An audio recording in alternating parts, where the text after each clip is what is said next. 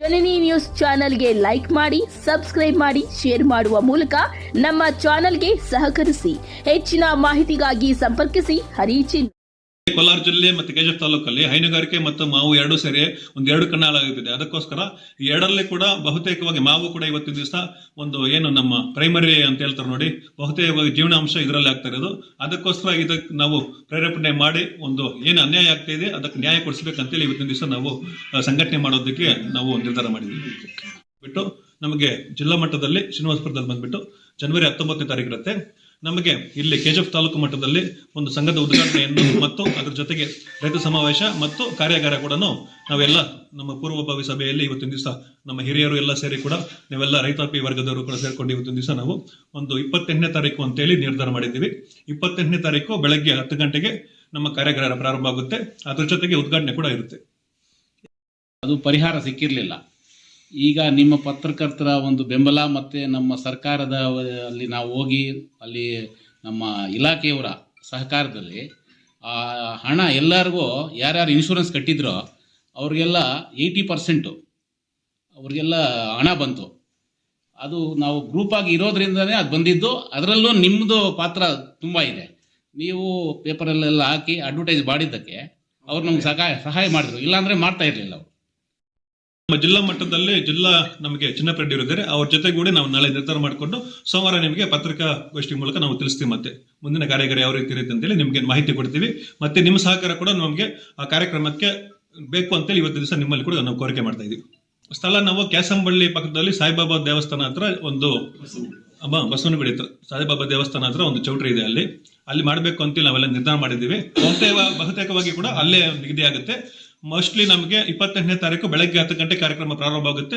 1 ಗಂಟೆ ಒಳಗಡೆ ನಮಗೆ ಕಾರ್ಯಕ್ರಮ ಮುಗಿಯುತ್ತೆ. ಸರಿಸುಮಾರು 500ರಿಂದ 600 ರೈತರು ಸೇರ್ಬೇಕಂತೇಳಿ ನಾವು ತೀರ್ಮಾನ ಮಾಡಿದ್ವಿ. ಇಲ್ಲೇ ಮಾವು ಬೆಳೆಗಾರ ಸಂಘದ ವತಿಯಿಂದ ಪ್ರತಿ ವರ್ಷ ಕೂಡ ರೈತ ಸಮಾವೇಶ ಅಂತ ಮಾಡ್ತಾ ಇದ್ರು. ಆವತ್ತೊಂದು ದಿವಸ ಕೂಡ ನಾವೆಲ್ಲ ಕೂಡ ನಮ್ಮ ಕೆಜಿಎಫ್ ತಾಲೂಕಿನಿಂದ ಒಂದು 23 ಜನ ರೈತರೆಲ್ಲ ಹೋಗಿ ಅವತ್ತೊಂದು ದಿವಸ ಪಾಲ್ಗೊಂಡು ಇದು ಮಾಡ್ತಾ ಇದ್ವಿ. ಆದ ಕಾರಣ ನಾವು ಸರಿಸುಮಾರು ಒಂದು 4-5 ವರ್ಷದಿಂದ ಕೂಡ ಮಾವು ಬೆಳೆಗಾರರಲ್ಲಿ ಏನಾದರೂ ಕಷ್ಟ ಸುಖ ಇದ್ರೆ ಕೂಡ ನಮ್ಮ ಜಿಲ್ಲಾ ಅಧ್ಯಕ್ಷರಾದಂತಹ ಚಿನ್ನಪ್ಪ ರೆಡ್ಡಿ ಅವರ ಜೊತೆಗೂಡಿ ನಮ್ಮ ಕಷ್ಟ ಸುಖಗಳ ಕೂಡ ಅವರು ಬಂದು ನಮಗೆ ಪರಿಹಾರವನ್ನು ಕೊಡೋದ್ರಲ್ಲಿ ಮುಂದೆ ನಿಲ್ತಾ ಇದ್ರು. ಅದಕ್ಕೋಸ್ಕರ ಕೂಡ ಅವರು ಸುಮಾರು ಒಂದು 6 ತಿಂಗಳಿಂದ ಕೂಡ ನಮ್ಗೆ ಹೇಳ್ತಾ ಇದ್ರು, ಏನಂತ ಹೇಳಿದ್ರೆ ನಿಮ್ದು ಕೂಡ ಒಂದು ಸಂಘ ಮಾಡ್ಕೊಂಡ್ರೆ ನಾವು ಕೂಡ ನಿಮ್ಮ ಜೊತೆ ಇರ್ತೀವಿ. ಮತ್ತೆ ಜಿಲ್ಲೆಯಲ್ಲಿ ಬಂದ್ಬಿಟ್ಟು ಕೋಲಾರ ಜಿಲ್ಲೆಯಲ್ಲಿ ಬಂದ್ಬಿಟ್ಟು ನಮಗೆ ಶ್ರೀನಿವಾಸಪುರ ಮೊಟ್ಟ ಮೊದಲಾಗಿ ನಮಗೆ ಮಾವು ಅಂತ ಇದೆ. ಅದ್ರ ಜೊತೆಗೆ ನಮಗೆ ಕೆಜಿಎಫ್ ಇದೆ ಮತ್ತೆ ಮುಳಬಾಗಿಲು ಇದೆ. ಮುಳಬಾಗಿಲು ಬಿಟ್ಟ ಮೇಲೆ ನಮಗೆ ಕೆಜಿಎಫ್ ತಾಲೂಕು ಬಂದ್ಬಿಟ್ಟು ನಮ್ಮ ಜಿಲ್ಲೆಯಲ್ಲೇ ಕೂಡ 3ನೇ ಸ್ಥಾನದಲ್ಲಿದೆ. ಅದೇ ರೀತಿ ಕೂಡ ನಮ್ಮ ಕೆಜಿಎಫ್ ತಾಲೂಕಿನಲ್ಲಿ ಕೂಡ ಸರಿಸುಮಾರು ಒಂದು 5ರಿಂದ 6 ಸಾವಿರ ಹೆಕ್ಟೇರ್ ಅಷ್ಟು ನಮಗೆ ಒಂದು ಮಾವು ಬೆಳೆ ಬೆಳೀತಾ ಇದ್ದಾರೆ. ಸಹಸ್ರಾರು ಕುಟುಂಬ ಸರಿಸುಮಾರು ಅಂದ್ರೆ ಕೂಡ ಒಂದು 3,000ದಿಂದ ಕೂಡ ಒಂದು 4,000 ಜನ ನಮ್ಮ ರೈತರು ಇದನ್ನ ಜೀವನೋಪಾಯವಾಗಿ ಇದನ್ನ ಮಾಡ್ಕೊಂತ ಬರ್ತಾ ಇದ್ದಾರೆ. ಆದ ಕಾರಣ ಕೂಡ ನಾವು ಇವತ್ತು ಪೂರ್ವಭಾವಿ ಸಭೆಯನ್ನು ನಮ್ಮ ಕರಡುಗುರು ಗ್ರಾಮದಲ್ಲಿ ಆಯೋಜನೆ ಮಾಡಲಾಗಿತ್ತು. ಈ ಸಂಘದ ಮತ್ತೆ ಯಾವ ರೀತಿ ಮುಂದೆ ಬರೆಸಬೇಕು ಅಂತೇಳಿ ಇವತ್ತಿನ ದಿವಸ ನಿರ್ಧಾರ ಮಾಡಿದ್ದೀವಿ. ಇದು ಕಾರ್ಯಾಗಾರ ಬಂದ್ಬಿಟ್ಟು ನಮಗೆ ಜಿಲ್ಲಾ ಮಟ್ಟದಲ್ಲಿ ಶ್ರೀನಿವಾಸಪುರದಲ್ಲಿ ಬಂದ್ಬಿಟ್ಟು ಜನವರಿ 19ನೇ ತಾರೀಕು ಇರುತ್ತೆ. ನಮಗೆ ಇಲ್ಲಿ ಕೆಜಿಎಫ್ ತಾಲೂಕು ಮಟ್ಟದಲ್ಲಿ ಒಂದು ಸಂಘದ ಉದ್ಘಾಟನೆಯನ್ನು ಮತ್ತು ಅದರ ಜೊತೆಗೆ ರೈತ ಸಮಾವೇಶ ಮತ್ತು ಕಾರ್ಯಾಗಾರ ಕೂಡ ನಾವೆಲ್ಲ ನಮ್ಮ ಪೂರ್ವಭಾವಿ ಸಭೆಯಲ್ಲಿ ಇವತ್ತಿನ ದಿವಸ ನಮ್ಮ ಹಿರಿಯರು ಎಲ್ಲ ಸೇರಿ ಕೂಡ ನಾವೆಲ್ಲ ರೈತಾಪಿ ವರ್ಗದವರು ಕೂಡ ಸೇರ್ಕೊಂಡು ಇವತ್ತಿನ ದಿವಸ ನಾವು ಒಂದು 28ನೇ ತಾರೀಕು ಅಂತೇಳಿ ನಿರ್ಧಾರ ಮಾಡಿದ್ದೀವಿ. 28ನೇ ತಾರೀಕು ಬೆಳಗ್ಗೆ 10 ಗಂಟೆಗೆ ನಮ್ಮ ಕಾರ್ಯಾಗಾರ ಪ್ರಾರಂಭ ಆಗುತ್ತೆ. ಅದ್ರ ಜೊತೆಗೆ ಉದ್ಘಾಟನೆ ಕೂಡ ಇರುತ್ತೆ. ಕೂಡ ಸರಿಸುಮಾರು ಅಂದ್ರೆ ನಮ್ಮ ಕೋಲಾರ ಜಿಲ್ಲೆ ಅಂತ ಹೇಳಿದ್ರೆ ಶ್ರೀನಿವಾಸಪುರ ಅಂತ ಮಾವು ಅಂತ ಗೊತ್ತಾಗುತ್ತೆ ಅಷ್ಟೇ. ಅದು ಬಿಟ್ಟ ಮೇಲೆ ಬೇರೆ ತಾಲೂಕಲ್ಲಿ ಇದ್ರೆ ಕೂಡ ಯಾರಿಗೂ ಕಾಣಿಸ್ತಾ ಇಲ್ಲ.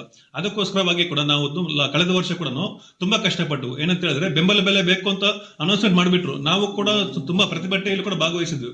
ಆದ್ರೂ ಕೂಡ ನಮಗೆ ಕಷ್ಟಪಟ್ಟಿದ್ದು ನಾವು ಫಲ ಸಿಕ್ಕಿದ್ ಬೇರೆಯವ್ರಿಗೆ ಅಂತ ಹೇಳಿ ಆ ರೀತಿ ಆಯ್ತು. ಅದಕ್ಕೋಸ್ಕರ ನಮ್ಮ ಚಿನ್ನಪ್ಪ ರೆಡ್ಡಿ ಅವರು ಏನು ನಮ್ಮ ಜಿಲ್ಲಾಧ್ಯಕ್ಷರಿದ್ದಾರೆ ಅವರು ಈ ರೀತಿಯಾಗಿ ನಮಗೆ ಒಂದು ಸಹಕಾರ ಕೊಟ್ಟು ನೀವು ಕೂಡ ಒಂದು ಸಂಘಟನೆ ಮಾಡ್ಕೊಳ್ಳಿ, ನಿಮಗೂ ಕೂಡ ಮುಂದಿನ ದಿವಸಗಳಲ್ಲಿ ಏನೇ ನಿಮಗೆ ಕಷ್ಟ ಇದ್ರು ಕೂಡ ನಾವು ಮುಂದೆ ಮಾಡ್ತೀವಿ ಅಂತ ಹೇಳಿದ್ದಾರೆ. ಅದಕ್ಕೋಸ್ಕರ ಇವತ್ತಿನ ದಿವಸ ನಾವೆಲ್ಲ ಸೇರ್ಕೊಂಡು ಇವತ್ತು ಒಂದು ಮೊಟ್ಟ ಮೊದಲ ಹೆಜ್ಜೆಯನ್ನು ಇಡೋದಕ್ಕೆ ನಾವು ಇವತ್ತು ಪ್ಲಾನ್ ಮಾಡಿದ್ವಿ. ರೂಪಾಯಿ ಅಂತ ಹೇಳಿ ಅವರು ಕಳೆದ ಬಾರಿ ಸುಮಾರು ರೈತರು ತುಂಬಾ ನೊಂದ್ರು. ಏನು ಬರೀ 2 ರೂಪಾಯಿ 3 ರೂಪಾಯಿ ಅಂತ ಹೇಳಿ ಕೂಡ ಬೇಕಾಬಿಟ್ಟೆ ನಿಮ್ಗೆ ಗೊತ್ತಿರುತ್ತೆ, ರಸ್ತೆ ಪಕ್ಕದಲ್ಲಿ ಕೂಡ ಸುರಿದು ಬಿಟ್ಟು ತುಂಬಾ ಒಂದು ಅನಾನುಕೂಲ ಆಯ್ತು ರೈತರಿಗೆ. ಆದ್ರೂ ಕೂಡ ನೋಡಿ ನಾವು ಫೋನ್ ಮಾಡಿ ಕೇಳಿದೇನಂತ ನೋಡಿ, ನಮ್ಮ ಕೆಜಿಎಫ್ ತಾಲೂಕಲ್ಲಿ ಸುಮಾರು ಅಂದ್ರೆ ಕೂಡ ಒಂದು 2,000 ಜನ 3,000 ಜನ ರೈತರಿದ್ದಾರೆ ಏನು ಮಾವನ್ನ ಅವಲಂಬಿತರಾಕೊಂಡು. ಅದಕ್ಕೋಸ್ಕರ ನಮ್ಗೆ ಏನು APMC ಇದೆ ಅಲ್ವಾ, ಆ APMCಯಲ್ಲಿ ನಮಗೂ ಒಂದು ಏನಂತ ಹೇಳಿದ್ರೆ ನಮ್ಮ APMC ಯಾವ ರೀತಿ ಇದೆ ಅಲ್ಲಿ ಸಬ್ ಬ್ರಾಂಚ್ ಮಾಡಿ ನಮಗೆ ಉಪಘಟಕ ಮಾಡ್ಕೊಂಡು ನಮಗೂ ಇಲ್ಲಿ ಖರೀದಿ ಮಾಡಿದ್ರೆ ನಮಗೂ ಅನುಕೂಲ ಆಗುತ್ತೆ ಅಂತ ಹೇಳಿದ್ರು. ಆದ್ರೆ ಅವ್ರು ಏನ್ ಮಾಡ್ತಾರೆ ಶ್ರೀನಿವಾಸಪುರ ಹೋಗ್ಬೇಕು ಅಂತ ಹೇಳಿದ್ರು. ಅದ್ರ ಜೊತೆಗೆ ಮತ್ತೆ ಮುಳಬಾಗಿಲು ಹೇಳಿದ್ರು. ಅದೆರಡು ಮಾಡಿದ್ರೆ ನಮ್ಗೆ ಒಳ್ಳೇದಾಗ್ಲಿಲ್ಲ. ಅದಕ್ಕೋಸ್ಕರ ಈ ರೀತಿ ಆಗ್ಬಾರ್ದು ಅಂತೇಳಿ ಅವತ್ತಿನ ದಿವಸ ನಾವು ಒಂದು ಹೋರಾಟ ಮಾಡೋದಕ್ಕೆ ಕೂಡ ನಾವು ಪ್ರೇರೇಪಣೆ ಕೊಟ್ಟರು ಅವತ್ತು ಮಾಡಿದಕ್ಕೋಸ್ಕರ. ಆದ್ರೆ ಅದು ಫಲ ಸಿಗ್ಲಿಲ್ಲ, ಅದು ಲಾಸ್ಟ್ ಇಯರ್ ಬಂದ್ಬಿಟ್ಟು. ನಮ್ಮಲ್ಲಿ ಬಂದ್ಬಿಟ್ಟು ಇನ್ಶೂರೆನ್ಸ್ ಅಂತೇಳಿ ನಮ್ಮ ಸೆಂಟ್ರಲ್ ಗವರ್ಮೆಂಟ್ ಅವರು ಪ್ರಧಾನಮಂತ್ರಿ ಮೋದಿಜಿ ಅವರು ಸರಿಸುಮಾರು 10 ವರ್ಷ ಮುಂಚೆನೆ ಮಾಡಿದ್ರು. ಏನಂತ WBCS ಅಂತ ಹೇಳಿ ನಮಗೆ ಹವಾಮಾನ ವೈಪರೀತ್ಯದಿಂದಾಗಿ ಏನಾದ್ರು ಪ್ರಾಬ್ಲಮ್ ಆದ್ರೆ ನಮ್ಮ ರೈತರಿಗೆ ನಾವು ಇರ್ತೀವಿ ಅಂತ ಹೇಳಿ ಒಂದು ಸ್ಕೀಮ್ ಮಾಡಿದ್ರು. ಅದು ಏನಾಯ್ತು ಅಂದ್ರೆ ನಮ್ಮ ಜಿಲ್ಲಾಧಿಕಾರಿಗಳಾಗಿರ್ಬೋದು ಮತ್ತೆ ಜಿಲ್ಲಾ ಮಟ್ಟದಲ್ಲಿ ಒಂದು ಕಾರ್ಯಾಗಾರ ಮಾಡ್ತಾರೆ. ಅದು ಬಿಟ್ಟು ನಮ್ಮ ಸ್ಥಳೀಯ ಮಟ್ಟದಲ್ಲಿ KGF ತಾಲೂಕಲ್ಲಿ ಏನೇನಿದ್ದಾರೆ ನಮ್ಮ ತೋಟಗಾರಿಕೆ ಆಗಿರ್ಬೋದು ಮತ್ತೆ ಕೃಷಿ ಆಗಿರ್ಬೋದು, ಯಾರು ಕೂಡ ಇದ್ರ ಬಗ್ಗೆ ಮಾಹಿತಿ ಕೊಡ್ತಾ ಇಲ್ಲ. ಅದಕ್ಕೋಸ್ಕರ ಅವ್ರ ಪರವಾಗಿ ನಾವು ಮಾಡಬೇಕು, ಏನೋ ನಮ್ಮಿಂದ ಆಗ್ಬೇಕು ಅಂತೇಳಿ ಇವತ್ತಿನ ದಿವಸ ನಾವು ಇದು ಮಾಡೋದಕ್ಕೆ ಒಂದು ಹೆಜ್ಜೆ ಮುಂದೆ ಇಡ್ತಾ ಇದ್ದೀವಿ. ಅಂದ್ರೆ ನಮ್ಗೆ ಜಿಲ್ಲಾ ಮಟ್ಟದಲ್ಲಿ ಶ್ರೀನಿವಾಸಪುರ ಅಷ್ಟೇ ಗೊತ್ತಿರೋದು. ಸ್ಥಳೀಯ ಮಟ್ಟದಲ್ಲಿ ಅಧಿಕಾರಿಗಳಿಗೆ ಸರಿಸುಮಾರು ತೋಟಗಾರಿಕೆ ಆಗಿರ್ಬೋದು, ಕೃಷಿ ಆಗಿರ್ಬೋದು, ಯಾರು ಕೂಡ ಮಾಹಿತಿ ಸರಿಯಾಗಿ ಕೊಡ್ತಾ ಇಲ್ಲ.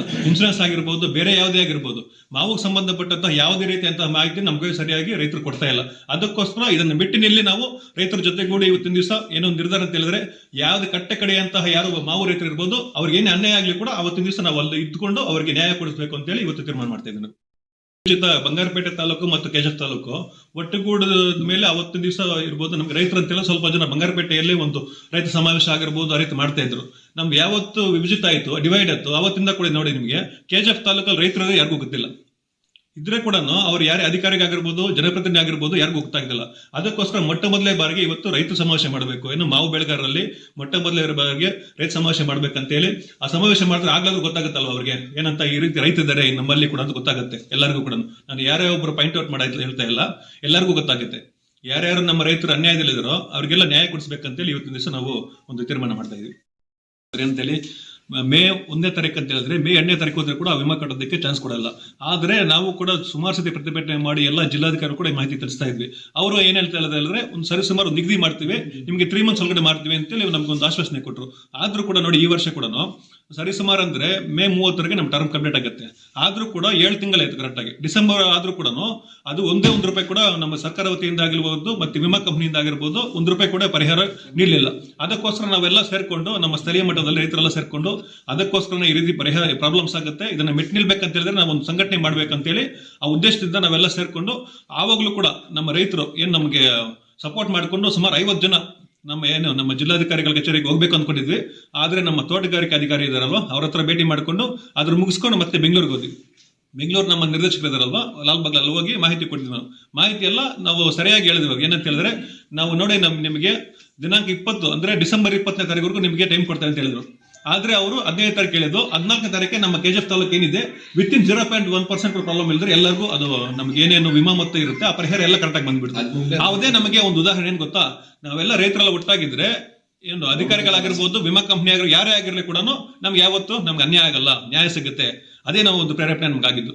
ಆದ ಕಾರಣ ಏನ್ ಡಿಸೆಂಬರ್ 15 ಅಂತ ಹೇಳಿದ್ರೆ 14ನೇ ತಾರೀಕಿಗೆ ಎಲ್ಲರಿಗೂ ಅಟ್ಟೆ ಯೂನಿಫಾರ್ಮಿಟಿ ಸಮತೋಲನವಾಗಿ ಎಲ್ಲರಿಗೂ ಕೂಡ ಅವತ್ತು ನಮ್ಮ ಏನು ವಿಮಾ ಮೊತ್ತ ಇದೆ ಕರೆಕ್ಟ್ ಆಗಿ ಅವತ್ತು ನಿಗದಿಯಾಗಿದೆ. ಅದೆಲ್ಲ ಕೂಡ ನಮ್ಮ ರೈತರ ಖಾತೆಗೆ ಅವತ್ತು ಪರಿಹಾರವನ್ನು ವಿತರಿಸಿದ್ರು.